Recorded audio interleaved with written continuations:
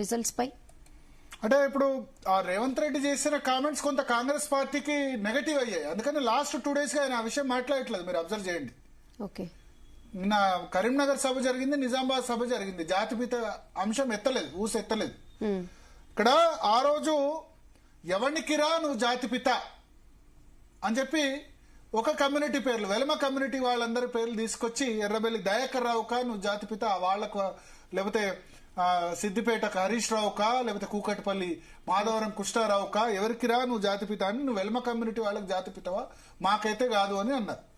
So ఎవరికి ఇప్పుడు రేవంత్ రెడ్డి మాట్లాడేటప్పుడు జాతిపిత కేసీఆర్ కాదు, ప్రొఫెసర్ జయశంకర్, లేకపోతే తెలంగాణ తల్లి కేసీఆర్, తెలంగాణ తల్లి సోనియా గాంధీ అని చెప్పుకునేందుకు సర్వ హక్కులు రేవంత్ రెడ్డికి ఉన్నాయి 100%.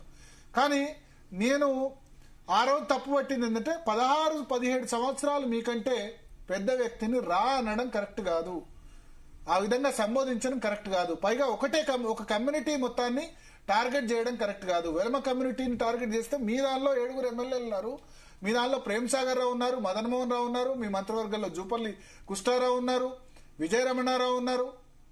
సో అంతకుముందు 7 డీసీసీ అధ్యక్షులు ఉండే, ఇట్లా చాలా మంది ఉన్నారు. కాబట్టి ఆ విధంగా కామెంట్ ఏదైతే చేయడం అన్నది ముఖ్యమంత్రి పదవిలో ఉండి మీరు అట్లా చేయడం కరెక్ట్ కాదు. ప్రతిపక్ష నేతగా ఉండి మాట్లాడితే ప్రజలు హర్షిస్తారు, కానీ ముఖ్యమంత్రి అయిన తర్వాత దానికి ఒక డీసెన్సీ ఉంటుంది అని చెప్పి నేను చెప్పాను. సో నేను చెప్పిన మాటల్ని చాలా మంది చాలా బీఆర్ఎస్ వాళ్ళు చాలా హ్యాండిల్స్ లో చాలా తెప్పారు. బీఆర్ఎస్ వాళ్ళు చాలా ప్రముఖంగా వాళ్ళకి అది వచ్చినట్టు వాళ్ళు కట్ చేశారు దాన్ని. అదే సందర్భంలో నేను చెప్పాను, కేసీఆర్ కూడా ముఖ్యమంత్రిగా ఉన్నప్పుడు మాట్లాడాడు, ఆపోజిషన్ లీడర్ గా ఉన్నప్పుడు చాలా ఎక్కువ మాట్లాడాడు, ముఖ్యమంత్రిగా ఉన్నప్పుడు కొంచెం తగ్గించాడు, కానీ ఆయన కూడా మాట్లాడాడు. కేసీఆర్ ను మాట్లాడిన సందర్భాలు కిషన్ రెడ్డిని రండా అన్నాడు, తర్వాత చవటలు, దద్దమ్మలు, సన్నాసులు, ఇట్లా చాలా సందర్భాల్లో వాడాడు. కానీ ఫ్రీక్వెన్సీ తగ్గింది. ఆపోజిషన్ లీడర్ తెలంగాణ సాధన సమయంలో మాట్లాడిన మాటలు ముఖ్యమంత్రి అయిన తర్వాత కొంత ఫ్రీక్వెన్సీ తగ్గిందని నేను చెప్పాను ఆ సందర్భంలో. దాన్ని కట్ చేసి బీఆర్ఎస్ వాళ్ళు వాడారు. వాడినే చాలా విస్తృతంగా వైరల్ అయింది రేవంత్ రెడ్డి. అయితే కొద్దిమంది దాన్ని నేను కామెంట్ చూశాను, ఏంటంటే మీరు కేటీఆర్ మాట్లాడినప్పుడు ఎందుకు ప్రశ్నించలేదు, కేసీఆర్ మాట్లాడినప్పుడు ఎందుకు ప్రశ్నించలేదు, ఎక్కడ మీరు ఎందుకు ప్రశ్నించలేదు, వాళ్ళు మాట్లాడినప్పుడు ఓన్లీ రేవంత్ రెడ్డిని ఎందుకు క్వశ్చన్ చేస్తున్నాం అన్నారు. కేటీఆర్ మాట్లాడినప్పుడు స్టూడియోలో ఉండి ప్రశ్నించడం కాదు, కేటీఆర్ ముందుండి ప్రశ్నించాను. ఒకసారి చూడండి కేటీఆర్ ను ఏం ప్రశ్నించాను. నేను జూబ్లీస్ ఎన్నికల సందర్భంగా కేటీఆర్ ను ఇంటర్వ్యూ చేసినప్పుడు ఏం ప్రశ్నించాను ఒకసారి చూడండి. ఎస్, పీసీఆర్ ప్లే చేయండి. ఏ సందర్భంలోనైనా అవతలి వారు కవ్విస్తే, అవతలి వారు రెచ్చగొడితే తప్ప మేమేనాడు విమర్శకు ప్రతి విమర్శ చేసాం తప్ప ఆ కారణంగా ఎవరిని దూషించలేదు. పదమూడు సందర్భాలు మీరు రేవంత్ రెడ్డి వాడు వీడు అని అన్న సందర్భాలు ఉన్నాయి. కానీ ఆయన ఇప్పుడు నేనేమంటున్నా అంటే సందర్భాన్ని బట్టి అవతలి వాళ్ళు మాట్లాడితే, ఇప్పుడు కేసీఆర్ గారిని పట్టుకొని నోటికొచ్చినట్టు మాట్లాడితే, ఒక ఉద్యమ నాయకుడు, రాష్ట్రాన్ని తెచ్చిన నాయకుడు, రాష్ట్రానికి పితామహుడు లాంటి నాయకుడు, 2 సార్లు ప్రజల ఆశీర్వాదంతో ముఖ్యమంత్రిగా పనిచేసిన నాయకుడు, ఇవన్నింటికి మించి నా తండ్రి, ఆయనంటే నా కోపం రాదా? ఏ సందర్భంలో మరొకసారి ప్లే చేయండి. విమర్శకు ప్రతి విమర్శ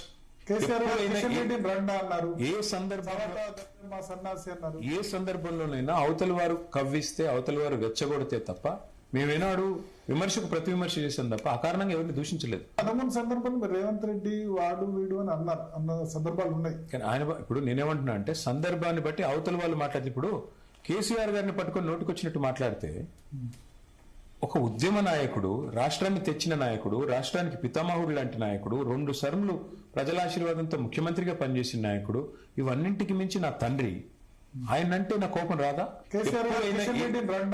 ఏ సందర్భంలో కేటీఆర్ ను మీరు ఎందుకు అడగలేదు అని ప్రశ్నించిన వాళ్ళకి జవాబు అది. కేటీఆర్ ను స్టూడియోలో ఉండి క్వశ్చన్ చేయడం కాదు, కేటీఆర్ ముందర ఉంటే డైరెక్ట్ గా మీరు ఎందుకు తిడుతున్నారు, బూత్ భాషలు ఎందుకు మాట్లాడుతున్నారు అని క్వశ్చన్ చేశారు భరత్. అది గుర్తుపెట్టుకోండి. కాంగ్రెస్ నేతలు ఎవరైతే అంటున్నారో, కాంగ్రెస్ లీడర్స్ కొద్దిమంది ఎవరైతే అంటున్నారో, కేటీఆర్ ను కూడా డైరెక్ట్ గా క్వశ్చన్ చేస్తాం, ఆ దమ్ముంది మాకు. రేవంత్ రెడ్డి మాకు ఇంటర్వ్యూ ఇచ్చినా అడుగుతాం, ఎందుకు మీరు ఎవర్రా నీవు జాతిపిత అని అనొచ్చా, మీరు 16 సంవత్సరాలు పెద్ద అయిన తర్వాత అనొచ్చా అని రేవంత్ రెడ్డి కనుక నాకు ఇంటర్వ్యూ ఇస్తే ఆయన కూడా అడుగుతా.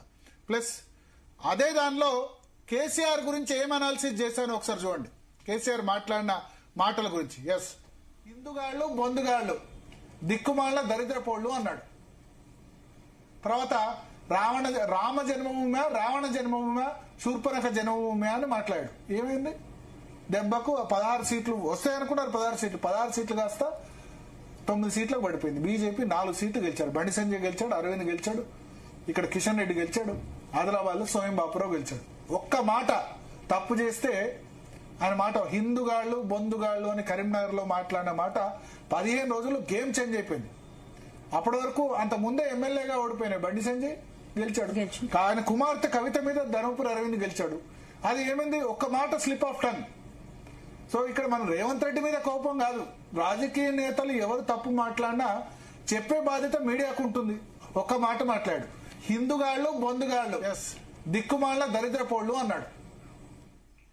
సో ఏం చెప్పాను నేను అదే రోజు చర్చలో, రాజకీయ నేతలు ఎవరు తప్పు మాట్లాడినా చెప్పే బాధ్యత మీడియాది అని చెప్పాను.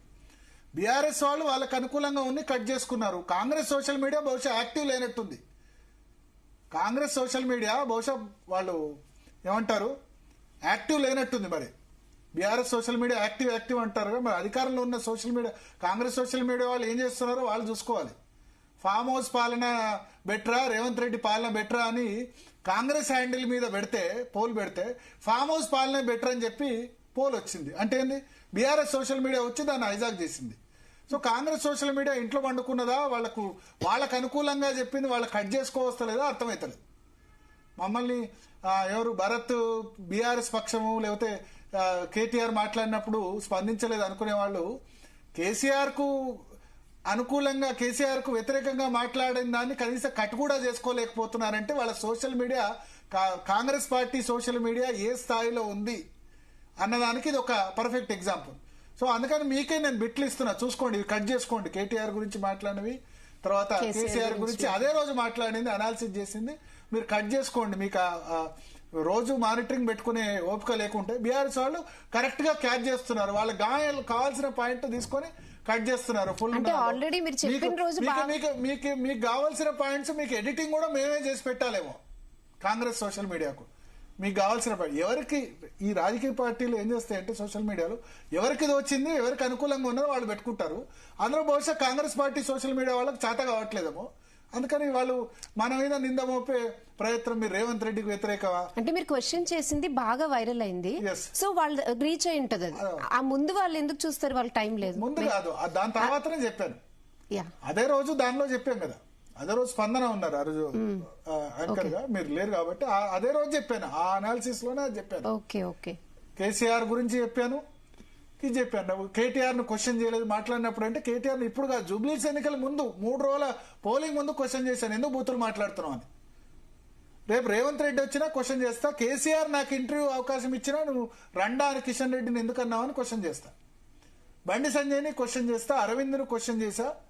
బండి సంజయ్ ఇంటర్వ్యూ ఇవ్వట్లేదు, హోంమంత్రి అయినా. అరవింద్ కూడా క్వశ్చన్ చేశా, కట్ కావస్తే చూపిస్తా, మీరు ఎందుకు, మీ భాష ఎందుకు ఆ విధంగా ఉంటుందని చెప్పి. ఎవరు తప్పు మాట్లాడినా భాషను క్వశ్చన్ చేస్తా. జగన్మోహన్ రెడ్డిని మొన్న క్వశ్చన్ చేశా, నువ్వు చంద్రబాబు నాయుడు సత్యమణి మీద భువనేశ్వరి మాట్లాడినప్పుడే చాలాసార్లు క్వశ్చన్ చేశా. భువనేశ్వర్ మీద మాట్లాడినప్పుడు రెస్పాండ్ అయి ఉంటే బాగుండదని అంబటి రాంబాబుని క్వశ్చన్ చేశా. సో ఎవరు రాజకీయ నేతలు మాట్లాడినా 4th ఎస్టేట్ గా మేము క్వశ్చన్ చేస్తాం. మీడియా, మిగతా మీడియాలు క్వశ్చన్ చేస్తున్నాయా లేదా మనకు అనవసరం, బట్ మేము డెఫినెట్ గా క్వశ్చన్ చేస్తాం, క్వశ్చన్ చేస్తూనే ఉంటాం. మాట్లాడదాం. మనతో పాటు